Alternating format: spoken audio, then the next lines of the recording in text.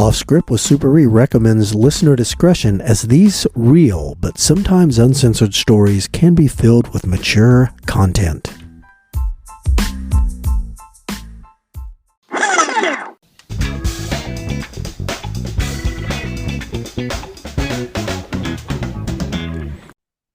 Hey everybody, it's A-Train.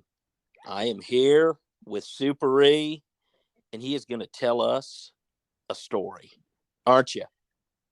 Yes, and this was a story that you never thought you would ever hear this story ever. Okay. And this story comes from A-Train, our comrade, Big Tom, who told me this story. Okay. And this was when Tom was in uniform back in the day on the north side, where a lot of the male prostitutes that like to dress like women, they were called impersonators. They like to dress like women, and they would frequent this area just north of the downtown area, and they made quite a bit of money. And one of the guys that we fondly remember, he was a super nice guy. His name was Cleveland. Nice guy. I remember Cleveland. I met him one of my first nights out on the street. He was a pretty nice guy. He was.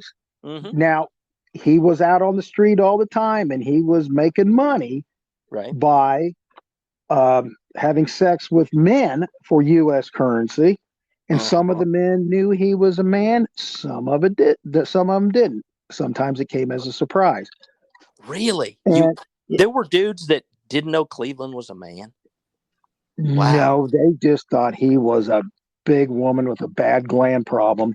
But one night, Tom got a run, and the information came out. Here's what the run came out as. They said, attention all cars, man being mauled by a giant bear in a car at this location. Okay. So we don't have a lot of bears in our town. No, you don't get. We don't have bears. Yeah, you don't get a lot of runs of a man being mauled by a bear. No. Inside a car. No, you don't. So Tom gets there, and as he investigates it, he sees looks like a gigantic furry, possibly a bear, but a large furry something on top of this little guy in this car. And it was like the scene from The Revenant. Was that called The Revenant? The Revenant. Yes. And Leonardo DiCaprio was like that. Yeah. And so Tom goes up there, opens the door. It was cold out. Cleveland was wearing a giant fur coat. Now, this is for the listeners. Cleveland was about 5'10", 5'11", and weighed about 300 pounds. So you put him in a giant fur coat with a hood, he looks like a grizzly bear. And what the situation was, this little bitty guy paid Cleveland a large amount of money to rectally assault him in the backseat of the customer's vehicle. Oh my God. And Tom was stunned and amazed at what he saw.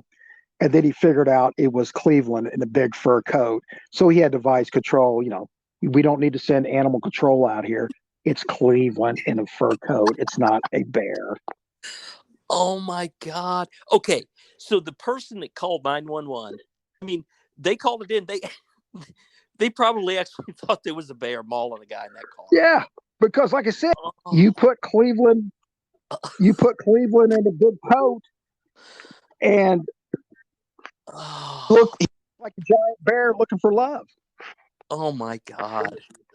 Oh, yeah. I'm sure when Tom opened that, okay. So Tom even said when he first got there, he was like, he wasn't sure exactly what it was. He could see a big furry thing in the car assaulting a dude. So I wonder what Tom thought that actually was. If he actually thought for a minute, this could be a bear.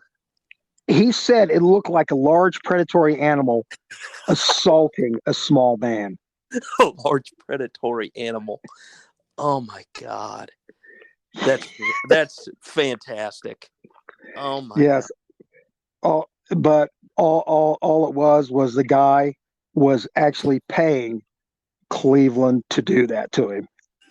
And the fur coat was just probably like a bonus. Oh for yeah, that, exactly. Uh-huh. It put it right over the top. Right. He probably wanted to give him a tip. Thanks for wearing that big coat. Exactly. Like all I can envision is like, remember the Seinfeld episode where Putty has the big furry coat? Yes. That's all I can think of here.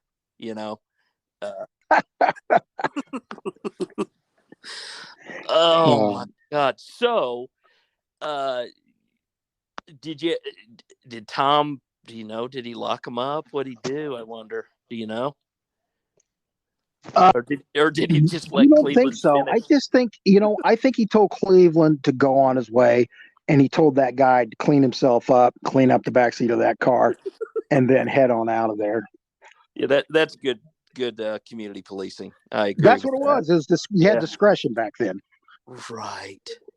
Holy moly. Okay, you know what? That is a story that you don't hear every day.